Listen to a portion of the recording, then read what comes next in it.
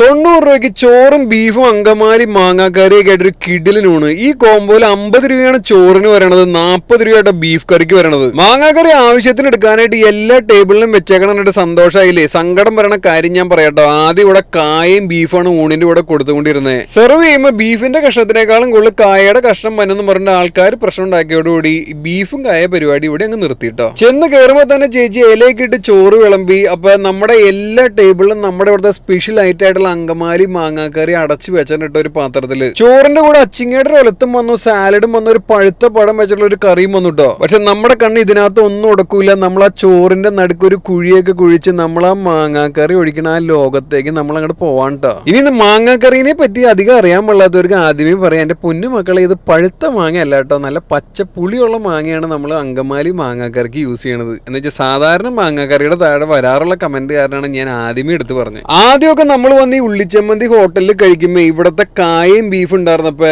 നമ്മുടെ അങ്കമാലി ഭാഗത്തേക്ക് കല്യാണ തലേന്ന് കായയും ബീഫും മാങ്ങാക്കറിയും ആ സാലഡൊക്കെ കൂട്ടി കഴിക്കണേ ഒരു കിഡിലും ഫീല് തന്നെ ഉണ്ടായിരുന്നു കേട്ടോ. സത്യം പറഞ്ഞു കഴിഞ്ഞാൽ കായയും ബീഫൊക്കെ ഈ ബഡ്ജറ്റ് റേറ്റിൽ ഓരോ കടകളിൽ കൊടുക്കണത് അതിന് നല്ല ഫാൻ ബേസ് ഉള്ള കാരണവും അതുമാത്രമല്ല ഈ കല്യാണ തലേന്നിന്റെ ആ ഒരു ഫീല് കിട്ടാൻ വേണ്ടി മാത്രം കേട്ടോ.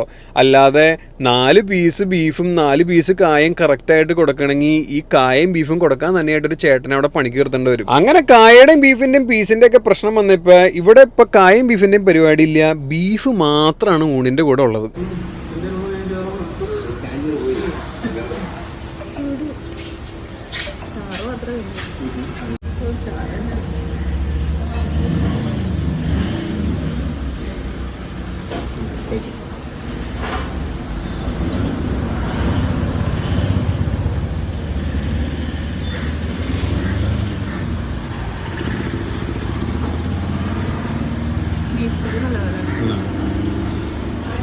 ഈ കടയിൽ എല്ലാ സമയത്തും നല്ല തിരക്കാണ് ഞാൻ കണ്ടിട്ടുള്ളത്. ഞാനിവിടെ കഴിച്ചുകൊണ്ടിരിക്കുമ്പോൾ തന്നെ ആ ചേട്ടൻ ഒരു 2 മണി സമയത്തേക്കും ബേസിങ് കൊണ്ടെന്ന് വെച്ചിട്ട് പറഞ്ഞു ലാസ്റ്റ് ചോറാണ്, ഇനി ഇതോടുകൂടി ചോറ് കഴിഞ്ഞു എന്ന് പറഞ്ഞു. അത് കാരണം തന്നെ അവിടുത്തെ ഫുഡിനൊരു ഡിമാൻഡ് ഉണ്ട്. ഇനി പറയാനുള്ള 2-3 ആഴ്ച മുമ്പ് എനിക്ക് ഒരു 5-6 പേര്, ഒരു 5 പേര് കൃത്യമായിട്ട് എനിക്ക് മെസ്സേജ് പറഞ്ഞു ഇവിടെ കടയിൽ സർവ് ചെയ്യാൻ നിൽക്കണവർക്ക് ഭയങ്കര ആറ്റിറ്റ്യൂഡാണ്, വേണമെങ്കിൽ കഴിച്ചാൽ മതി എന്നൊക്കെ പറഞ്ഞിട്ട് ഫുഡ് വിളമ്പണേന്ന് പറഞ്ഞു. ഞാൻ ഈ കഴിഞ്ഞ ദിവസം കഴിക്കാൻ പോയപ്പോൾ എനിക്ക് അവാവക പ്രശ്നങ്ങളൊന്നും തോന്നിയില്ല കേട്ടോ. ഇനി അവർ പോയ ദിവസമായിരുന്നോ അങ്ങനെ, ഇനി ഞാൻ പോയ ദിവസമായിരുന്നോ ഇങ്ങനെയെന്ന് എനിക്കത് കൃത്യമായിട്ട് എനിക്ക് അറിയാൻ പാടില്ല. കാരണം വേറെ ആരെങ്കിലും അവിടെ നിന്ന് കഴിച്ചിട്ടുണ്ടെങ്കിൽ ആ കാര്യം കൂടി ഒന്ന് കമന്റ് ഇട്ടേട്ടോ. പിന്നെ ഞായറാഴ്ച ദിവസം ഇവിടെ ഊണും കാര്യങ്ങളൊന്നും ഇല്ല, ഇവിടെ നെയ്ച്ചോറും ബീഫാണ് ഞായറാഴ്ച കൊടുക്കണത്. ഇനി ഇത് എവിടെയാ സ്ഥലം എന്ന് ചോദിച്ചു കഴിഞ്ഞാൽ എയർപോർട്ടിൽ നിന്ന് കാലടിക്കൊക്കെ പോണ വഴിക്ക് ഹോട്ടൽ ഉള്ളിച്ചമ്മന്തി. ഇവിടുത്തെ ലൊക്കേഷൻ കാര്യങ്ങളൊക്കെ ഹോട്ടൽ ഉള്ളിച്ചമ്മന്തി സെർച്ച് ചെയ്താൽ മതി, നിങ്ങൾക്ക് കിട്ടിക്കോളൂ കേട്ടോ. എന്തൊക്കെ പറഞ്ഞാൽ ഈ ബീഫിനേക്കാളും നല്ലത് ആ പണ്ടത്തെ കായയും ബീഫൊക്കെ തന്നെയാണ്. ആ മാങ്ങാക്കറി കൂട്ടി കഴിക്കുമ്പോൾ ആ ഉള്ളൊരു ഫീൽ ഉണ്ടല്ലോ, ആ ഒരു തട്ടി എപ്പോഴും താന്ന് തന്നെ ഇരിക്കുമെന്നും പറഞ്ഞുകൊണ്ട് നമ്മൾ അങ്കമാലി ഫുഡ് ഡയറീസ്.